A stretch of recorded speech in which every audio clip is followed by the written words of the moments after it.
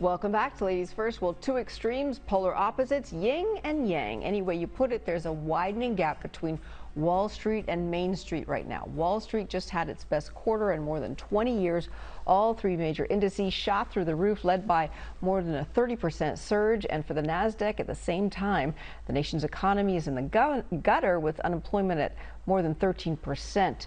According to some estimates, the economy is expected to contract by at least 5% this year. So why is Wall Street still optimistic? Well, investors have been betting on economic reopenings and on the unprecedented stimulus paid by the government. The job market is expected to show improvement when a new report is released. Well, I have to say, I don't know how to respond to that, because when they make these predictions, do you factor in the surge in the COVID cases, what's happening with, with all the unemployment, and the fact that even in this last week, 1.4 million applied for unemployment. And so what does that mean, and how does that translate into what's going to happen in the overall economy in the next 8 weeks? I don't know.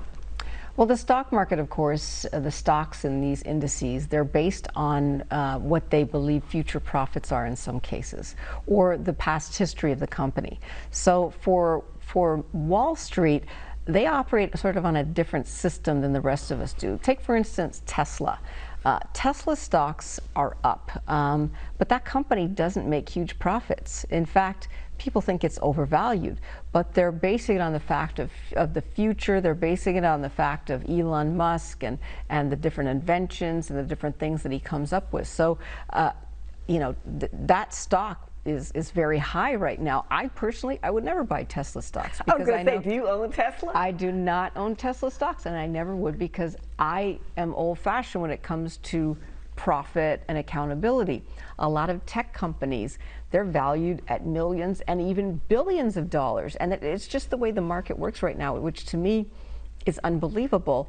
That people would place value on a company without having seen the actual profits, basing it on what they think the future holds. So it's good that Wall Street is optimistic, but in many cases, a lot of these stocks are inflated. So you see some companies, though, like Amazon, that is a solid company. You can see the profits, you can see what they're doing, and of course their stocks are high. They very rarely come down.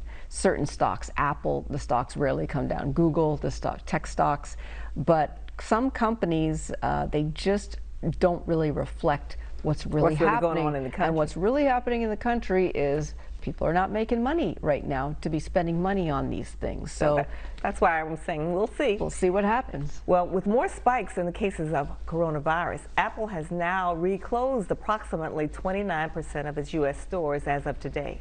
81 stores that had reopened are now temporarily closed. According to a review of the Apple website, other stores throughout the country are only open for pickup of online orders and by appointment only for the in-store Genius support. Last week, Apple closed 32 stores in 5 states. That is Thursday added 50 more closings in 13 states. The new temporary closures include 15 in California, another 10 in Texas, 5 of Georgia's 6 locations, 4 of Nevada's 5 stores, and in 2 more in Florida. So there you go.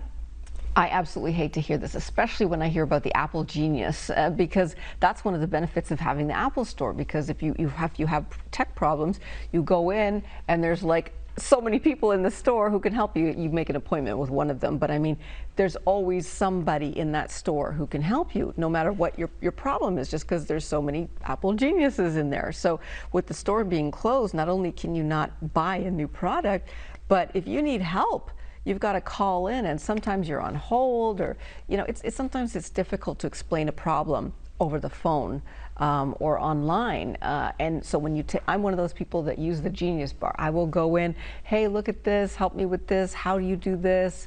And I learned so much that way. So that's probably one of the biggest things that have bothered me, that's hurt me. I would say it's hurt me. The Apple Store is closed.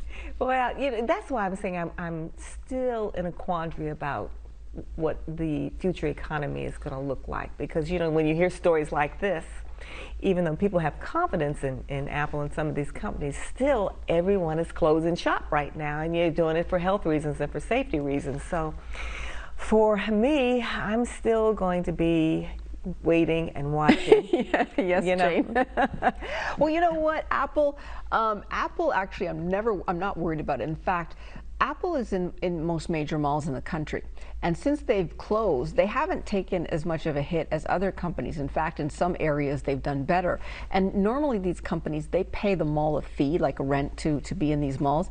Apple's now saying, hey, you need to pay us to be in this mall because we don't need to be there. And in fact, we're one of the reasons why so many people are coming to the mall. So the whole model is changing through COVID-19, and we could see a lot of different things happening when all of this is over. Well, we sure can. Still